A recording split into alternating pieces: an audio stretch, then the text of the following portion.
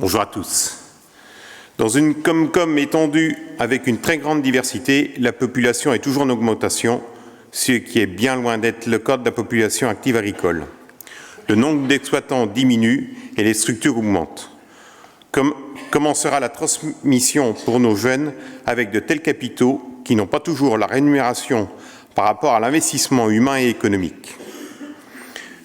Comment sera entretenu notre territoire demain avec une volonté de notre gouvernement de supprimer le glyphosate, de mettre en place des NT et de plus en plus de contraintes comme le bien-être animal, la biosécurité, la couverture des sols avec des dates, etc.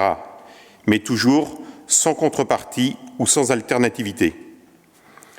Mais où est le bon sens paysan? Quand un agriculteur se fait sanctionner par un contrôle SRAL pour avoir appliqué un fongicide orge en 2 fois 0,4 litres, au lieu 1 litre autorisé en une application, car il avait essayé de traiter en fonction de l'évolution de la maladie. Un autre agriculteur ne peut pas utiliser son prochlorase en 2018. Il l'utilise en 2019 au mois de mars, mais ce produit n'est plus utilisable sur l'orge depuis le 28/02/2019. Celui-ci est sanctionné par la SRAL. En plus de tous ces problèmes, des associations se permettent de critiquer ou dénigrer nos pratiques. La dernière en date, les coquelicots, qui se réunissent le samedi 8 février pour exposer leur taux de glyphosate. Le lendemain, l'article est dans la presse. Nous demandons un droit de réponse, ce qui est fait le 14 février par l'intermédiaire de François Arnoux, mais la rédactrice de cette même presse doit avoir un problème d'imprimante car l'article n'est toujours pas paru jusqu'à aujourd'hui. Pour continuer les problèmes, il a fallu subir la météorologie. Une faible pluviométrie pendant l'été 2019 et des excès d'eau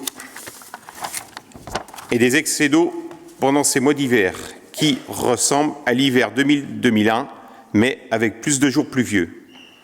Les conséquences sont immédiates, avec des semis pas réussis ou paralysés, ce qui va entraîner des gros bouleversements en 2020. Monsieur le Préfet, Mesdames, Messieurs les parlementaires, il serait bien de remonter les problèmes du terrain. Il n'est pas toujours concevable de continuer à subir. Alors attention, que d'autres gilets ne sortent car le monde paysan est dans le désarroi. Quel dommage, car la diversité de chacun fait la richesse de tous. Je remercie les collaboratrices et les collaborateurs dans une telle situation où il faut trouver les mots justes pour continuer à avancer.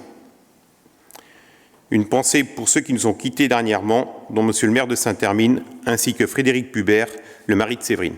Merci.